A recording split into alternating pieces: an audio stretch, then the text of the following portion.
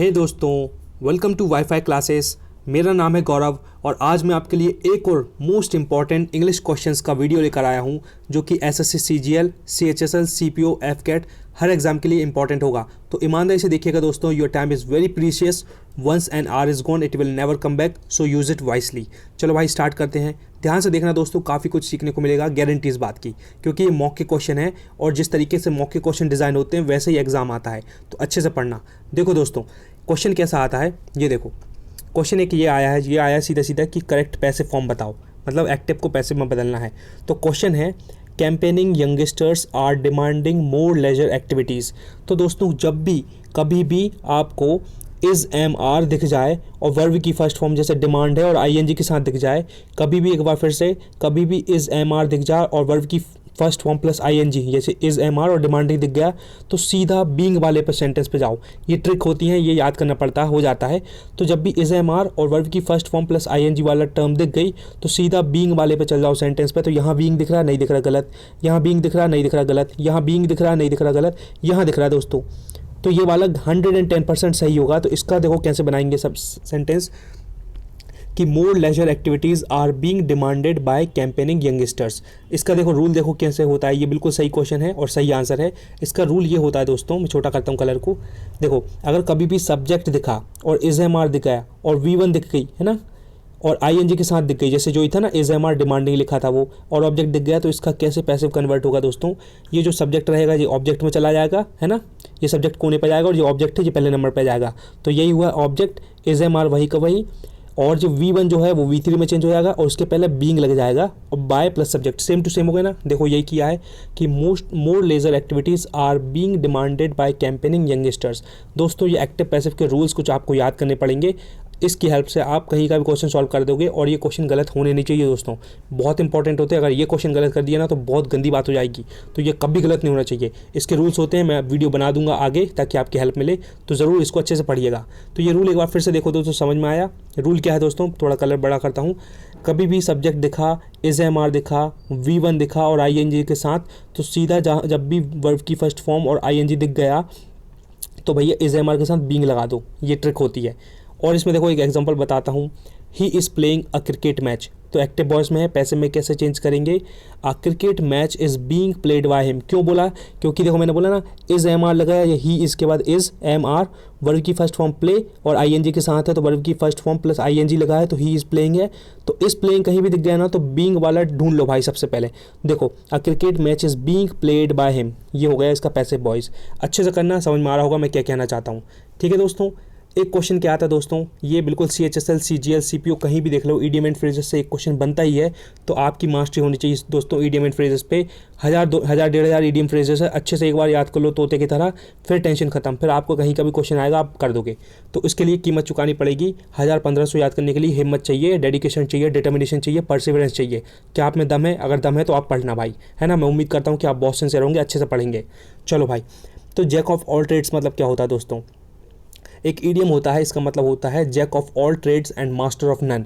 मतलब एक ऐसा व्यक्ति जिसको हर चीज़ के बारे में नॉलेज हो, हर चीज़ थोड़ा थोड़ा कर लेता है वो, लेकिन किसी भी एक चीज़ में मास्टर नहीं है। एक बार फिर से बोलूँगा, jack of all trades and master of none का मतलब होता है एक ऐसा व्यक्ति जो हर काम थोड़ा थोड़ा कर लेगा लेकिन किसी एक भी काम में परफेक्ट नहीं होता है। तो इसी को बोलते हैं someone who can do many different jobs well.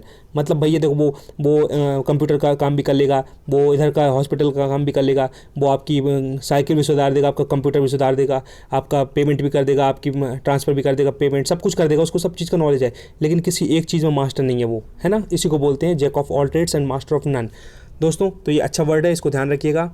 आगे देखो, एक क्वेश्चन ये आता है दोस्तों, बिल्कुल सेंटेंस की, इसमें सेंटेंस को अरेंज करना है भैया सीक्वेंस में। तो इस टाइम पे आपकी रीडिंग स्किल्स अच्छी होनी चाहिए। जो बंदा रीडिंग करते रहता है कंटिन्यू, वो इस क्वेश्चन को चुटकी में उड़ा देगा, और जो नहीं करता वो बहुत टाइम लगाएगा। तो इसको देखो कैसे सॉल्व करना है। ध्यान से पढ़ो पहले तो, बिल्कुल ध्यान से, बिल्कुल फोकस्ड होकर, जल्दी आंसर आएगा। इसमें क्या लिखा है दोस्तों, ए वाला पॉइंट देखो, 3 walls have posters with prayers printed in large letter. तो 3 वॉल्स बोल रहे हैं, कुछ समझ में नहीं आ रहा है। 3 वॉल्स, कौन सी 3 वॉल्स? इसके बी दिखा, it is very sparsely furnished. क्या इट इज़ मतलब वेरी स्पार्सली फर्निश्ड, क्या फर्निश्ड था? तो इसके पहले कुछ ना कुछ तो आएगा। देखो तीसरा वाला फटाक से देखो, the fourth has a chart with family tree of the organization. तो ये 3 वॉल्स का चल रहा था, फिर फोर्थ मुझे लग रहा है कि ए के बाद सी आएगा। कहीं दिख रहा है ए के बाद सी, देखो ये दिख रहा है तीसरा वाला। तो चलो इसको सबसे पहले चेक करो। लास्ट वाला देखो, आई अवेट मदर टेरेसा इन हर ऑफिस। तो देखो अब मेरे को लिंक हो गया कि मैं इंतज़ार कर रहा था मदर टेरेसा का उनके ऑफिस में, और इट इज़ वेरी स्पार्शली फर्निश्ड। तो उनका ऑफिस बहुत अच्छा फर्निश्ड तरीके से बिल्कुल सजा हुआ था, बहुत शानदार। और फिर ए में क्या लिखा, 3 वॉल्स है posters with prayers printed in large letter. तो भैया ये बहुत सजा हुआ था, 3 वॉल थी, तीनों की 3 वॉल पे कुछ ना कुछ लिखा हुआ था, प्रिंट था बिल्कुल शानदार तरीके से। और चौथे में सी में क्या लिखा, the fourth has a chart with the family tree of the organization. तो फोर्थ दीवार पे चार्ट बना हुआ था ट्री का। तो मुझे पूरे लिंक हो गया भैया कि सबसे पहले आएगा डी, तो डी के बाद आएगा बी, कि भैया सबसे पहले मैं इंतजार कर रहा था उनके ऑफिस में, वो बहुत शानदार तरीके से उनका ऑफिस सजा हुआ था। तीसरी दीवार, 3 दीवारों पे ऐसा ऐसा लिखा था, और चौथी दीवार पे भैया फैमिली ट्री बना था। तो ये हो गया DBAC। आंसर आया दोस्तों।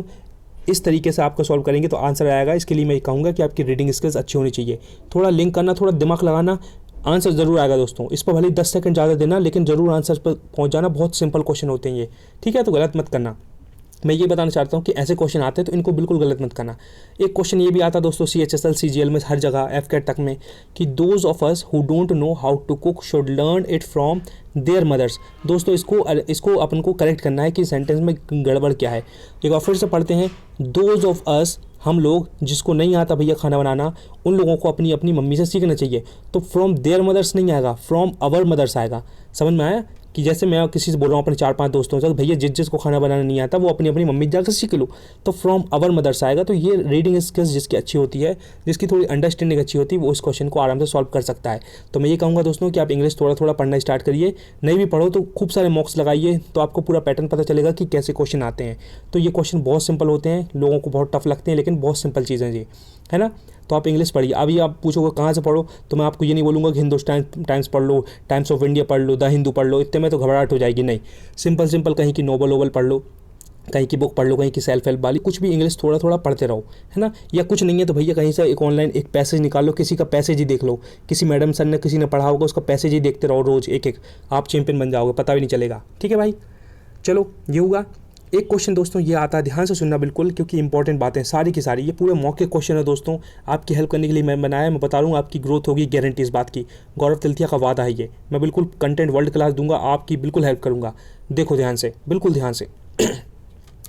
सून पासिंग आउट और of a short duration. Short duration वाली चीज़ क्या होती है, जो फटाक से पास हो जाती है, जल्दी से समय कैसे पास हो जाता है, समय निकल जाता है, उसी तरीके से इसको पूछा है। तो इसका मतलब क्या होता है, तो ये वोकेबलरी के वर्ड इनको याद करना पड़ता है। इसको बोलते हैं दोस्तों इवेनेसेंट, क्योंकि फ्लूक को बोलते हैं अचानक जो फ़ायदा हो जाता है। जैसे मान लो आपने सोचा था कि मैं पहली बॉल पे सिर्फ मतलब छक्का मक्का मारने का प्लान नहीं है, मैं सिर्फ प्लेड करके खेलूंगा, धीरे से प्लेड कर दूंगा बस, लेकिन पता लगा आप पहली बॉल में छक्का मार दिए, तो आप बोलोगे अरे it was just try, it was a fluke, मतलब अचानक लग गया वो, तो तुक्का लग गया, और मतलब मेरी किस्मत चमक गई, छक्का लग गया, तो उसको बोलते हैं फ्लूक। अचानक एकदम से किस्मत बदल जाना है, खुश हो जाना है, कुछ अच्छा हो जाना। फ्रॉस्ट बाइट मतलब होता है दोस्तों, जो लोग एथलीट होते हैं, जो लोग फुटबॉल खेलते हैं या अपने देश की रक्षा करते हैं, आर्मी वाले, तो जो कीचड़ मीचड़ में नंगे पैर रहते हैं, नदियों में निकलते हैं, तो उनके अंगूठे में थोड़ा थोड़ा इन्फेक्शन हो जाता है ना फंगस का, उसी को बोलते हैं, उनकी उंगलियों में जो हो जाता है फ्रॉस्ट बाइट। और जो लोग बहुत पहाड़ पर उत्तराखंड के ऐसी ठंडियों में रहते हैं ना, उनकी उंगली थोड़ी अजीब सी हो जाती है, क्योंकि वह फंगस टाइप की, उनको बीमारी टाइप की हो जाती है, उसी को बोलते हैं फ्रॉस्ट बाइट। तीसरा है दोस्तों एक्सटेम्पोर। एक्सटेम्पोर मतलब बहुत प्यारा वर्ड है दोस्तों, गारंटी 110% कहीं ना कहीं के एग्जाम में दिखेगा। एक्सटेम्पोर का मतलब होता है बिना तैयारी किए हुए स्पीच या भाषण देना, या कुछ भाषण देना। मान लो इधर 5-10 बच्चे बैठे हैं, आप क्लास में बैठे हो, मास्टर जी आया और आपको खड़ा कर दिया, हाँ भैया बंटी खड़े हो जाओ, चलो महात्मा गांधी जी के बारे में कुछ बोलो। बंटी भाई को पता ही नहीं था कि महात्मा गांधी जी के बारे में कुछ बोलना है हमको, हम तो बढ़िया क्लास पढ़ने आए थे नॉर्मल, लेकिन मास्टर जी ने बंटी को छोड़ो, चिंटू को उठाया, चलो बेटा चिंटू, चलो बताओ तुम किसी सरोजिनी नायडू के बारे में बताओ, चलो एक काम करो पिंटू तुम एनवायरमेंट के बारे में कुछ बताओ। तो जो लोग, आपको कुछ पता नहीं था कि क्या बोलना है, लेकिन एकदम से कोई किसी ने बोला चलो चिंटू खड़े हो जाओ, तो चिंटू को जो बोलना पड़ेगा ना बिना प्रिपरेशन के, उसी को बोलते हैं एक्सटेम्पोर। बहुत शानदार वर्ड है दोस्तों, इसको बोलना एक्सटेम्पोर, है ना, बहुत शानदार, इसको यूज़ करना। ठीक है भाई, अच्छी चीज़ है। और जिस दिन आप एक्सटेम्पोर वाली कंडीशन में आ गए ना, किसी ने बोला कि भाई करप्शन के बारे में कुछ बोलो, किसी ने बोला एनवायरनमेंट के बारे में बोलो, किसी ने बोला प्रधानमंत्री कोई योजना के बारे में बोलो, जिस दिन आप इन सब चीज़ के बोलने के लायक होगा ना दोस्तों, उस दिन समझ लेना कि आप चैंपियन बनने के रास्ते पे हो, क्योंकि ये सब चीज़ें किसी को पता नहीं होती कि बिना तैयारी के कैसे बोला जाता है। इसके लिए नॉलेज चाहिए होता है वर्ल्ड क्लास लेवल का, जो कि मेहनत के बाद आता है। तो अभी आप, मुझे लगता है कि बहुत मेहनत करते हो, तो आप भी चैंपियन बनोगे। देखो भाई, एक और वर्ड, एक क्वेश्चन आता है एंटोनियम के, गारंटी 1000% की एंटोनियम से एक क्वेश्चन आएगा मेरे भाई, तो एंटोनियम गलत नहीं होने चाहिए। अब देखो क्वेश्चन आया बिल्कुल भी सिंपल है, प्रोवोक मतलब क्या होता है? प्रोवोक मतलब होता है दोस्तों किसी को उकसाना, किसी को भड़काना, किसी को गुस्सा दिलाना। जैसे आप यहाँ बैठे हो, बार बार मैं आपको डिस्टर्ब कर रहा हूँ, बार बार आपको पीठ में मार मार भग रहा हूँ, दम में दम, है ना, मुक्के, तो आप इरिटेट हो जाओगे, तो मैं आपको क्या कर रहा हूँ, प्रोवोक कर रहा हूँ। तो प्रोवोक का उल्टा क्या होता है दोस्तों? इसको होता है अपीज। अपीज मतलब होता है शांत करना, है ना, बहुत इंपॉर्टेंट है। अपीज मतलब क्या होता है? शांत करना। तो ये बिल्कुल सिंपल से वर्ड होते हैं, ये भी गलत नहीं होने चाहिए। इसके लिए भी क्या होता है दोस्तों, मास्टरी करनी पड़ती, कम से कम बता रहा हूँ तो 3-4 हज़ार 5,000 वोकेबलरी के इंपॉर्टेंट वर्ड्स आपको याद करने पड़ेंगे, और इसकी कीमत चुकाने के लिए आपको रोज़ 10-10, 20-20 याद करने पड़ेंगे। अगर आप चैंपियन बनना चाहते हो तो करोगे, और अगर टाइम पास चल रहा है कि नहीं भैया हमसे नहीं होती, तो फिर रोते रहो ज़िंदगी भर। लेकिन मैं चाहता हूँ कि आप इस चैनल पर अगर कोई भी देख रहा है तो वो चैंपियन ही होगा मेरी नज़र में, तब जाके वो देख रहा है। तो धीरे धीरे करके इंप्रूव करो, आपके 5,000 के 10,000 वर्ड याद हो जाएंगे, है ना, और आप एक दिन धूम मचा दोगे। तो अभी के लिए इतना ध्यान रखो कि प्रोवोक का मतलब उल्टा क्या होता है? शांत करना, अपीस करना।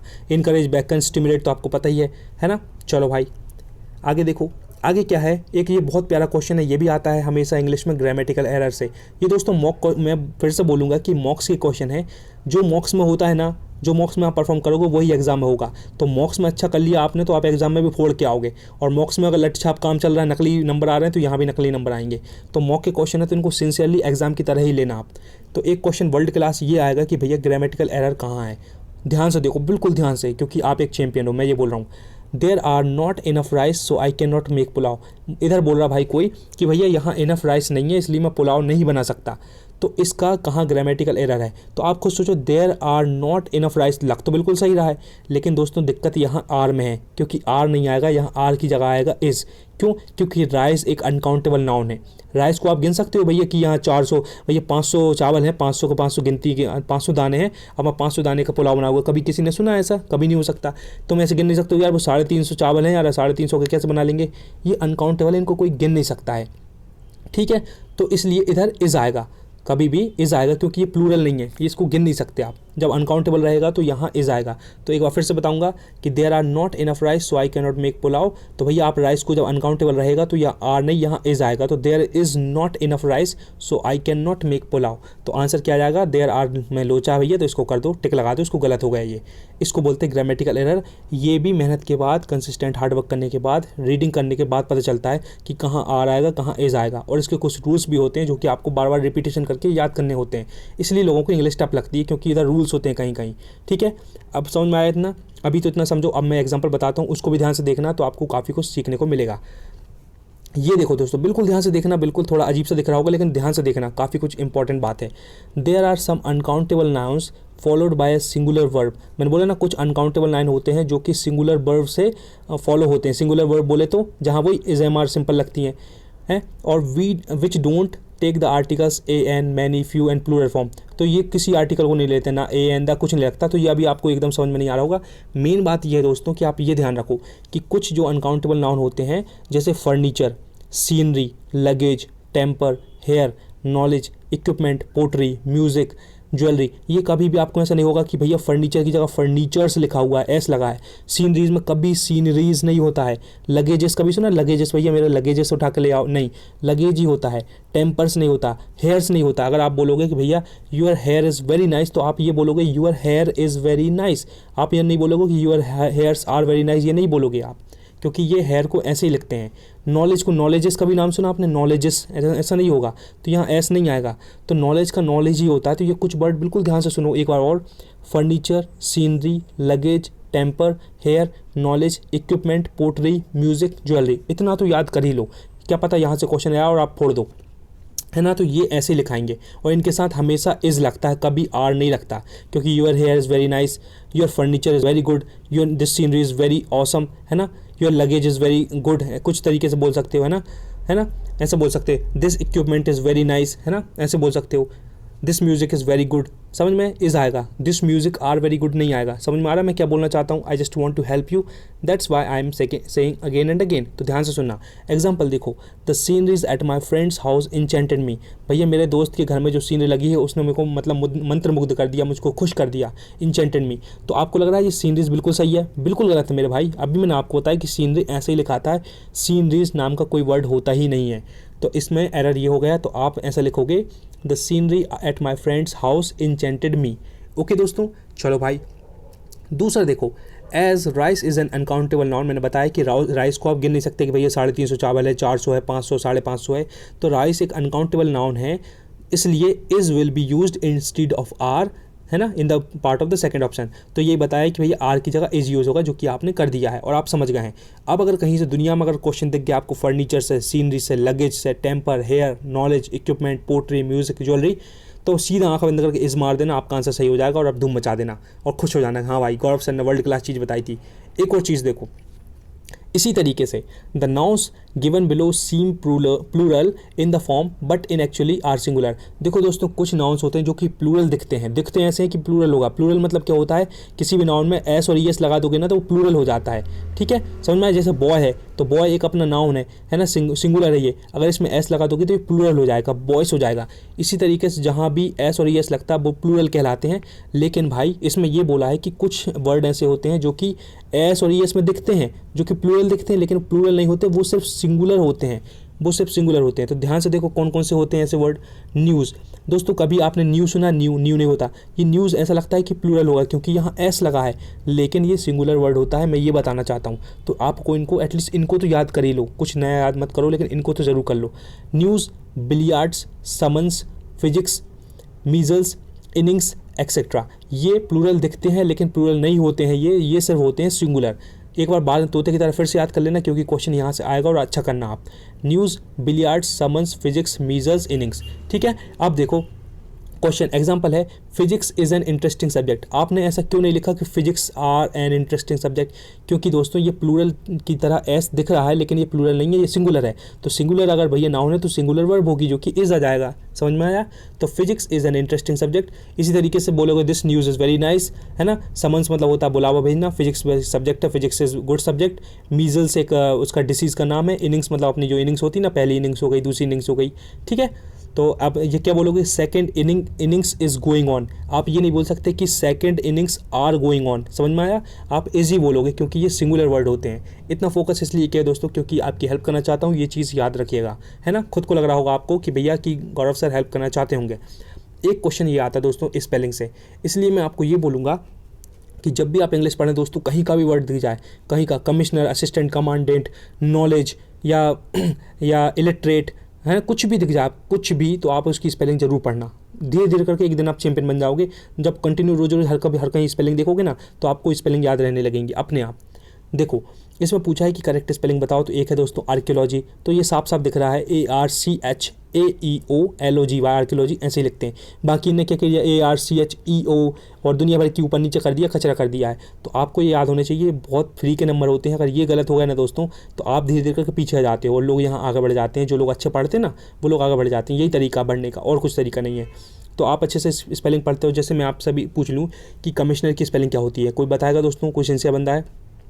एटिकेट की स्पेलिंग कोई बताएगा, कंसिस्टेंट। कोई एम्बेरेस की स्पेलिंग बताएगा, जो अपन शर्मिंदा होते हैं, एम्बेरेस की स्पेलिंग। कोई ट्रैंक्विलिटी की स्पेलिंग बताएगा, ट्रैंक्विलिटी लिखते ना उसकी स्पेलिंग बताएगा। कोई मुझको इक्विलिब्रियम की स्पेलिंग बताएगा, है कोई चैंपियन बताने वाला, कोई है भाई। कोई कर्नल की स्पेलिंग बताएगा, जो कर्नल लिखते हैं ना, कर्नल की स्पेलिंग बताओ भैया। है कोई योद्धा, अगर कोई बताने वाला है दोस्तों तो मुझको बड़ी खुशी होगा अगर वो आंसर करेगा। तो इसलिए दोस्तों, इसलिए मेरी कोई मदद नहीं होगी इसमें, आपकी हेल्प होगी कि आपको इतने सारे वर्ड्स याद हो जाएंगे, ठीक है दोस्तों, तो ज़रूर करिएगा। चलो भाई, ये देखो दोस्तों, एक क्वेश्चन आता है सिनोनियम से। जिस तरीके से एंटोनियम से एक क्वेश्चन आया, सिनोनियम से भी आएगा। तो इसमें पूछा बैरन का मतलब क्या होता है। बैरन मतलब होता है दोस्तों शुद्ध हिंदी में बांझ, अनप्रोडक्टिव, है ना, अनप्रोडक्टिव, अनफर्टाइल, जो फर्टाइल नहीं होता है। तो इसका बैरन मतलब होता है ये अनफर्टाइल। तो इसका सिनोनियम बताना, सिमिलर क्या है, तो ये है दोस्तों फ्रूटफुल, जो कि बहुत मतलब वो है, मतलब फल रहा फूल रहा है। ये बॉन्टीफुल मतलब होता है भरपूर, फर्टाइल मतलब होता है उपजाऊ। लेकिन ये भैया सिनोनियम ये लग रहा है क्योंकि ये तो तीनों बिल्कुल सिनोनियम हो गए। और ये वाला बैरन का हो गया जो कि अनप्रोडक्टिव होता है ना, उसको बोलते हैं डिसोलेट। तो इसमें सिनोनियम पूछा है तो अब सिनोनियम पे चले जाना। मैं एक बार फिर से बोलूँगा, बैरन मतलब होता है दोस्तों अनप्रोडक्टिव, जो चीज़ प्रोडक्टिव नहीं हो उसको हिंदी में बोलते हैं बांझ। जैसे औरतों बोलते हैं ना, अरे ये तो बांझ निकली है, बच्चा पैदा नहीं कर सकती, तो उसको इंग्लिश में क्या बोलेंगे, बैरन, है ना, बैरन बोलते हैं उसको। ठीक है, समझ में आया। तो ये होता है दोस्तों इसका सिनोनियम डेसोलेट। इस तरीके से आप इसको एलिमिनेट करना, क्योंकि तीनों आपको सिमिलर दिख रहे हैं, एक है फ्रूटफुल, एक बॉन्टीफुल और फर्टाइल। ये तीनों पॉजिटिव वर्ड है, लेकिन ये नेगेटिव वाला है, बांझ वाला, अनप्रोडक्टिव। ठीक है, तो इसको ध्यान रखना। इसके लिए आपको सिनोनियम एंटोनियम फिर से पढ़ने पड़ेंगे, थोड़ी मेहनत के बाद सब कुछ आ जाता है, कोई बड़ी चीज़ नहीं है भाई। दुनिया पढ़ रही है तो आप भी पढ़ सकते हो, कोई टेंशन की बात नहीं है। ये देखो, एक क्वेश्चन आता है जिसमें फिल इन द ब्लैंक्स से क्वेश्चन जरूर आता है। इसमें क्या होता है, इसमें जिसका वोकेबलरी अच्छी है, मैं बोल रहा हूँ ना, इंग्लिश में पूरा आधे ज़्यादा, मतलब मेरे हिसाब से 40% खेल वोकेबलरी का है। जिसकी वोकेबलरी स्ट्रॉन्ग है वो फोड़ देगा। कैसे, देखो, he dash his opponents by facts and logic. इसने भैया ही ने कुछ किया है, अपने अपोनेंट्स को फैक्ट्स और लॉजिक की मदद से क्या करा, एसोसिएट किया है, कन्फ्यूट किया है, इनस्केप किया है, डिस्प्यूट किया है। समझ में नहीं आ रहा, इसका आंसर दोस्तों कन्फ्यूटेड है। कन्फ्यूट मतलब होता है खंडन करना, किसी की बात को मतलब ख़त्म कर देना, वो क्या बोलते हैं यार, बिल्कुल मतलब वो बोल देना है, जैसे मैं किसी ने पॉइंट किया उसकी बात को खारिज कर देना, हाँ खारिज कर देना। तो इसमें बोला है he confuted his opponents by facts and logic. मतलब एक कोई बंदा होगा, उसने इनके सबकी उसके अपोनेंट की बातों को आप खंडन कर दिया, खारिज कर दी बाय फैक्ट्स एंड लॉजिक। अच्छे अच्छे फैक्ट्स और लॉजिक बता के उनने इस बंदे ने इन अपोनेंट्स की बात को का खंडन कर दिया। तो ये वर्ड याद करना पड़ता है आपको। अगर आपको ये पता नहीं होता, कन्फ्यूट का मतलब किसी की बात को खंडन करना होता है, किसी की बात का माना करना होता है, किसी की बात को ख़त्म करना होता है। जैसे मुझसे किसी ने बोला, भाई गौरव भाई तुम तो बीड़ी पीते हो यार, तो मैंने बोल दिया, वो भैया बीड़ी मैं बिल्कुल नहीं पीता हूँ, तो मैंने उसकी बात को खारिज कर दिया। समझ में आया, इसीलिए इस वर्ड को बोलते हैं कन्फ्यूटेड। तो ये आपको याद करने पड़ते हैं, ये कोई जादू नहीं होता है। जितने भी चैंपियन लोग हैं जिनको बन जाते हैं ना दोस्तों, उनने पढ़े हुए होते हैं। सच बता रहा हूँ मैं, लोगों ने 2-2 हज़ार 3-3 हज़ार वोकेबलरी याद करके बैठे हैं, इसलिए वो चैंपियन बने, फटाफट लगा देते हैं। आपन सोच रहे हैं कि हम 30 वर्ड याद कर लेंगे और योद्धा बन जाएंगे, तो खुद सोचो कैसे बनोगे, बन ही नहीं सकते। बिल्कुल लॉजिकली सोचो दोस्तों। मैं आपकी हेल्प करना चाहता हूँ, आपके लिए वोकेबलरी का मैंने एक सीरीज स्टार्ट करी है। अभी एक पार्ट डाल दूंगा जिसमें 20 वोकेबलरी के वर्ड बताए मैंने, आज कल फिर 20 के बताऊँगा। ऐसे करके आप धीरे धीरे इंप्रूव करना, कभी भी एकदम से फोड़ने की मत सोचना, धीरे धीरे फोड़ना। ठीक है भाई, चलो बाकी का आपको पता ही है भैया। देखो, डिस्प्यूट मतलब क्या होता है, वही लड़ाई झगड़ा होता है। इनएस्केपेबल मतलब होता है ऐसी जगह जहाँ से बाहर नहीं निकला जा सके। एसोसिएशन मतलब होता है कि आप सब मिलजुल के एसोसिएशन में काम कर रहे हो। ठीक है, और क्या दोस्तों, आई थिंक ये लास्ट है ना, लास्ट है दोस्तों, लास्ट। चलो अच्छे से पढ़ो इसको, ये भी बहुत प्यारा वर्ड है। इसमें दोस्तों सिनोनियम पूछा। देखो सिनोनियम एंटोनियम से कितने क्वेश्चन आ गए। तो सिनोनियम का मतलब होगा राउडी। राउडी मतलब क्या होता है दोस्तों, मतलब प्रचंड, उद्दंड, बॉइस्टरस, शोरगुल वाला, जो किसी से कंट्रोल नहीं होता, उसको बोलते हैं दोस्तों बॉइस्टरस, है ना। तो बॉइस्टरस को मैंने ऐसे याद दिया कि भैया क्लास में जो बॉयज़ होते हैं, बॉयज़ वो बहुत ज़्यादा हो हल्ला मचाते हैं, तो बॉइस्टरस को मैंने ऐसे ट्रिक बना के याद कर लिया था। तो राउडी आपने 2014 में जो मूवी आई थी राउडी राठौर अक्षय कुमार की, तो अक्षय कुमार कितना बड़ा उद्दंड था, बॉइस्टरस था, अनकंट्रोलेबल था, मस्ती करता था, है ना, हो हल्ला मचाता था। तो उसको बोलते हैं बॉइस्टर्स, जो कि कंट्रोल नहीं कर सकते आप, मतलब बॉइस्टर्स। आपके घर में आपके कोई ना बड़े पापा चाचा मामा के कोई बच्चे आते होंगे, भयंकर बॉइस्टर्स होंगे, हो हल्ला, पता लगा दूध के गिलास गिरा दिया, ठोकर मार के टेबल की गिलास कांच फोड़ दिया, है ना। मन तो करता होगा पकड़ के दियो बेल्ट मारो, लेकिन क्या कर सकते हैं भैया आप, है ना, नहीं कर सकते, कुछ नहीं कर सकते। तो वो बच्चे बॉइस्टर्स होते हैं, भयंकर मस्ती करते हैं, उनको बोलते हैं राउडी, इसलिए नाम था राउडी राठौर। ठीक है भाई, चलो याद रखना। चार्मिंग मतलब क्या होता है दोस्तों, बहुत प्यारा। जैसे आप बोलोगे कि व्हाट अ चार्मिंग गर्ल, कोई प्यारी सी खूबसूरत लड़की आप देखोगे तो आप उसको इंग्लिश में बोल सकते हो कि व्हाट अ चार्मिंग गर्ल। काम मतलब होता है शांत, जैसे साधु लोग मेडिटेशन करते हैं वो काम हो जाते हैं, तो आप भी अगर काम होना तो मेडिटेशन करना चालू करो। अरे कुत्ता बिल्ली भौंक रहे हैं यार, जल्दी जल्दी ख़त्म करते हैं। चलो, एमेनेबल मतलब होता है जो मतलब ईजिली अपनी किसी की सजेशन मानने के लिए तैयार हो कि हाँ भैया, जैसे मैं बोलूँगा मतलब मेरे स्टूडेंट से बोलूँगा कि यार अच्छा कंसिस्टेंट 20-20 एंटोनियम सिनोनियम याद करना, तो आप एमेनेबल हो, आप सुनने के लिए सजेशन पाने के लिए तैयार हो, इसको बोलते हैं एमेनेबल। चलो दोस्तों, थैंक यू सो मच, बहुत ईमानदारी से बहुत अच्छे से पढ़ा दिया है। Thanks for watching this video. Comment करके बता दें कि वीडियो कैसा लगा, मेरी मेहनत पसंद आई कि नहीं, प्लीज़ मुझे बता दें, तभी मुझे पता चलता है। एक बंदे को शेयर कर दें जो कि आपका बेस्ट फ्रेंड है, उसकी आप हेल्प करें, एक अच्छा जेंटलमैन बने, और सब्सक्राइब कर लें इस वीडियो को, मतलब चैनल को। शानदार तरीके से आपको वीडियोस मिलेंगे, दिल खुश हो जाएगा, कभी भी निराश नहीं होगी, गौरव तिलथिया का वादा है। टेलीग्राम ज्वाइन करना है तो भैया फटाक से PDF नीचे मिल जाएगी, अपने टेलीग्राम की लिंक जाके ज्वाइन करो, धूम मचाओ। अभी आपकी हेल्प करने के लिए आप डिस्क्रिप्शन में कुछ वीडियोस डाल दूंगा, उनको देखना है, दिल खुश हो जाएगा और कुछ सीखने को मिलेगा।